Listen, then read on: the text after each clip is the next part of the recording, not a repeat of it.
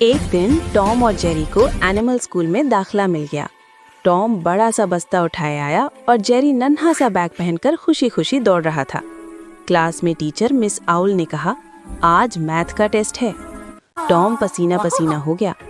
Jerry ने फौरन smart idea बनाया। टेस्ट शुरू हुआ। टॉम चुपके से जेरी की कॉपी देखने लगा, लेकिन जेरी ने कॉपी उल्टा रख दी। अचानक टॉम का पेंसिल गिर गया। ठम। सारी क्लास हंस पड़ी। रिसेस में टॉम ने सोचा, अब जेरी को पकड़ूंगा। वो जेरी के पीछे दौड़ा, कॉरिडोर, लाइब्रेरी और फिर लैब तक। लैब में टॉम की टक्कर एक बोतल से हुई। धुआं। टॉम की मूंछें जल गई। आखिर में असेंबली हुई। मिस आउल ने कहा, आज का स्मार्ट स्टूडेंट अवार्ड जेरी को मिलता है। टॉम को भी बेस्ट अटेम्प्ट का तमगा मिला। दोनों ने हाथ मिलाया।